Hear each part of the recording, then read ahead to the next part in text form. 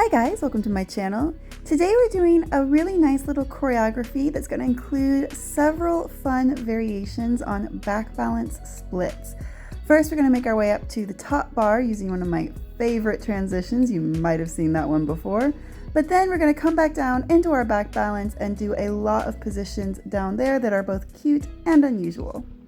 Quick disclaimer, I know I have my skin out for this for some reason. I don't know why I did that in this video, but because you're on your back, you might want to put on a t-shirt or a sweatshirt to protect your skin a little bit. And one more thing before we get started, it's the subscription spiel, yay! But seriously, please do take a minute to subscribe because it's quick and it's free and it's easy and it really helps me out a lot with bringing you more and more tutorials on this channel. And liking videos is super helpful as well. So please take a moment to do those two things. And then let's continue with our choreography. Starting as usual with your pro tips. So my first pro tip today is that when you are transitioning down into your back balance on the hoop, there's going to be a moment where you place the hoop on your back. And you want to make sure that you are placing the hoop in the middle of your back. If it's too high up by your shoulder blades, then you're going to have to scoot the whole hoop all the way down your back later on going into the split. If it's too low down by your hips, then you're going to be in a weird place to balance. So go for the exact middle. Pro tip number 2 today is something that we talk about a lot. It is using your head to continue the line of your back. You can see here that I'm looking up at the ceiling with my head. I could even drop my head a bit farther back if I wanted to. I'm using my abs to support the weight of my head, but I'm making sure I continue the line of my body with my head. And my last pro tip today is that when I transition into this split balance on the bottom bar, I'm using my front leg to push down and maintain my balance. I have a little bit more weight in the back, so pushing that front leg down will help me equalize my weight and maintain my balance. Those were your pro tips, so now let's break it down. So we're turning this little sequence into a chunk of choreography, and we're going to start with some choreographic elements. The first one is, of course, your spin, because spinning makes everything more beautiful and it's important to get used to spinning. So I'm going to do a beautiful arabesque spin. I do this by straightening my leg, pushing against the hoop with that leg, and rotating around so that my shoulders are facing to the side and my leg is behind me.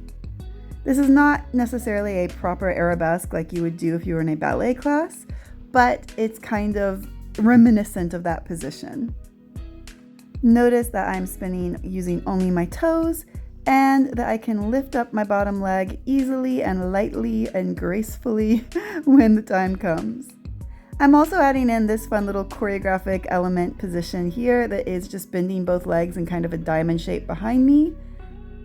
And when I'm ready, I'm going to straighten the leg that's on the hoop, rotate my shoulders back around to face the hoop, and then I can bring my back free leg through the center of the hoop and sit up, getting ready for my next section of choreography. Next, I'm going to do my very favorite route to the top bar, which is my little stag push-up move, but you can use whatever route you want to take to the top bar. You could do a trapeze mount, you could do whatever you want to do, get up to the top bar.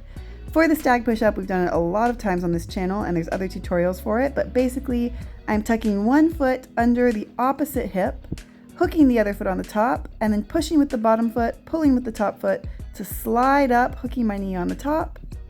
Then I gently slide my bottom foot off the bottom bar, bring it between my arms, straighten my leg here because that's always a nice pretty moment, and hook my second leg onto the top bar between my hands. From there, I'm in my knee hang hawks position. I'm going to place my back down on the bottom bar. Remember to try to go towards the middle of the back with the hoop. As I slide my legs down the top bar, I brace the ball of one foot against the top bar. I can take my other leg off into this nice little crossed legs position, and I can take my hands off because all the weight is on my foot and my back. Now let's go into our first back balance split. It's really easy to transition from here. All I've got to do is pass my free leg through the center of the hoop and bring it down. Remember to really push the ball of your foot on the top against the top of the hoop. That holds me steady as I come into this beautiful split position. You can do whatever you want with your arms. I'm doing one arm up by my head, one arm out to the side.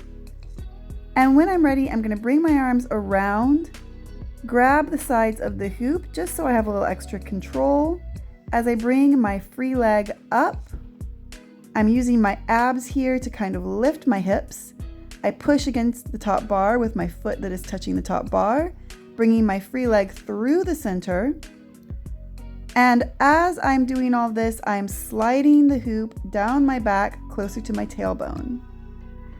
Once the hoop starts to slide, I can throw my legs out, one in the front, one in the back, into this beautiful split, straightening my knees and remembering to push down my front leg.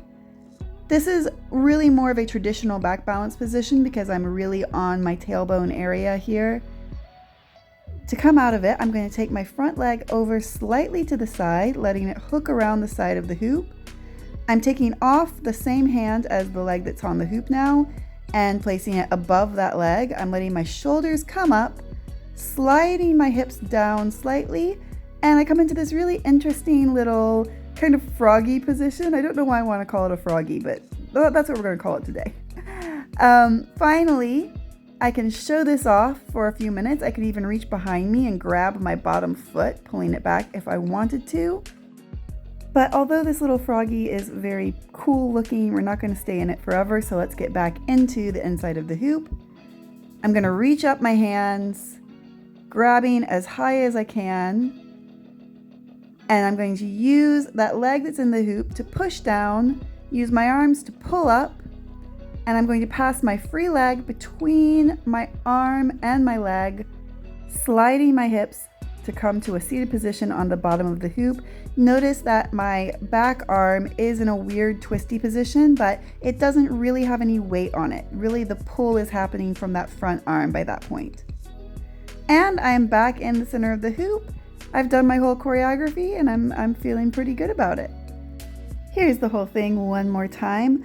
I like this choreography because you start on the bottom of the hoop, you move up to the top bar, you do some things inside the hoop, and then you finish below the hoop. So you're really using all of the areas of your hoop, which I think is really important for choreography. It makes it more visually interesting and more well-rounded. Before we finish though, I'm going to remind you guys one more time to please do subscribe. I know it's a tired old song, but it is super helpful. So if you can find a minute to subscribe, it would really be very much appreciated. Anyway, I think that's about it for today. I hope you liked this little choreography. And with that, I will see you guys next time.